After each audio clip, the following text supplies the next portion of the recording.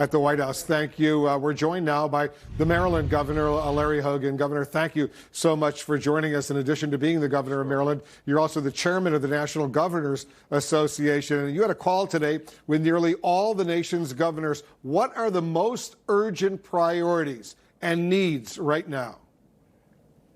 Yeah, so we had a call today with all the nation's governors. We have another call tomorrow with the vice president, most of the federal leaders, and most of the governors, where we're going to talk directly about some of the concerns that all the governors have. And even though each individual state is kind of different in their needs, we're all in this together. And some of the things that you've been talking about, obviously testing and making sure that all the states get ramped up and we get all the help we can get from the federal government. We're concerned about issues like hospital beds and capacities, and dealing with things like personal protective equipment and ventilators and all those things that you've been talking about on CNN all day long.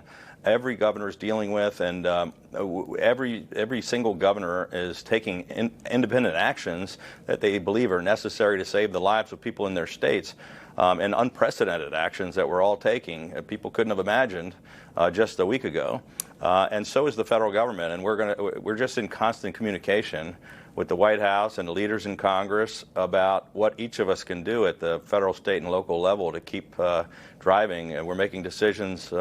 Not just every day, but really almost every hour. The president signed emergency action today to address shortages of things like masks and breathing machines. How soon do you believe this will make a difference in hospitals in Maryland, and indeed all over the country? Well, I'd hate to put a time frame on how fast it can happen, but it was a really critical decision on their part. And I think, employing the Defense Powers Act and making sure we get these factories producing these things as quickly as possible is a big step in the right direction. I mean, the private sector is a big part of this because, to make sure we get these things produced fast enough and get them distributed out, it's a critical need. So, some of these things are in the stockpile that we've been sort of getting some deliveries out to the states. Some things we have in our own supplies and capabilities in our states, but some of it actually has to be produced and manufactured almost immediately and then distributed out to those of us on the front line, so we can get it to the hospitals and the people that need to get it to those people that need the care. I have a friend at one of the Johns Hopkins hospitals in Maryland, and there are several of them, and he says they're being urged, the medical professionals there, to get on what is being described as a war footing. Does that go for hospitals, not only, let's say, in Maryland, but indeed all over the country, based on what you're hearing? Well, there's no question about that, Wolf. This is an unprecedented worldwide pandemic that no one has ever seen anything like this before. We've ramped up. We've had discussions with Johns Hopkins and all of our leading hospitals, with our health department, with our emergency management team, and our National Guard, with the federal level. We're trying to get 6,000 hospital beds online. We're trying to deal with all of these issues and all the shortages, and the flattening out of this curve that you keep hearing everybody talking about is so critical, because if we don't do that with the social distancing and all these steps we're taking by closing schools and closing bars and restaurants and retail establishments and keeping people at home, if we don't do that, then the system is completely overwhelmed, and the healthcare system is incapable of dealing with such a crush of people all needing acute care at the same time. And that's what everybody's trying to avoid. Not only getting the things that we need out to the hospitals, but also keeping people from being infected at a rapid rate. Which is so important. The governors of New York, New Jersey, Connecticut, now Pennsylvania, by the way, they've teamed up to make sure the entire region is on the same page with these coronavirus measures. Do more states need to think along those lines?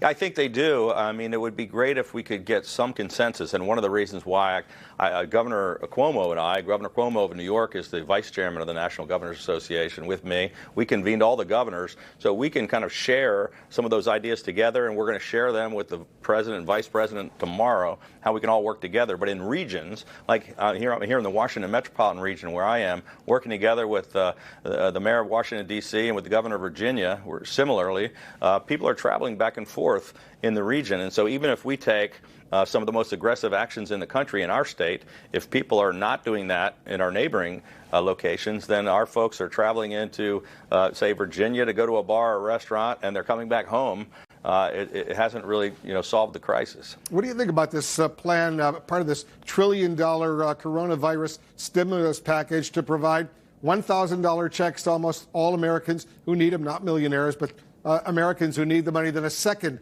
$1,000 check. In other words, $2,000 for most Americans. Well, Wolf, look, there's two battles here, right? These are both unprecedented. One is dealing with the saving lives, and we're really talking about hundreds of thousands of lives we're trying to save, trying to keep people from being infected, and that's the front line, is the health crisis. Number two, there's this economic war, which is also going to be unprecedented, with potentially 20% unemployment, small business failures. And so it's great that the Congress seems to be working together in a bipartisan way and moving very quickly and working together with the administration, both Democrats and Republicans in the House and the Senate. I've never seen such fast action, and that's terrific. I think the governors have a role to play. Some of this money, rather than just big bailouts for major corporations, which some of them do need some stimulus money, and just getting the checks out to the people that really need it, which is critically important, some of these checks directly to the people. Some of the money down to the states where we know where the critical needs are for some of those small businesses, the restaurants and the small retail establishments that aren't big corporations. They're not individuals who've lost their jobs and get unemployment. I think we need to get some of those dollars out to the states where we can make decisions about who really needs help, because everybody's economy is going to be impacted, and we've got the health crisis and the economic crisis to deal with almost at the same time. Priority is saving people's lives. The economic crisis will be second, but that's going to be critical as well. Governor Hogan, thanks so much for joining us. Thanks for everything you're doing.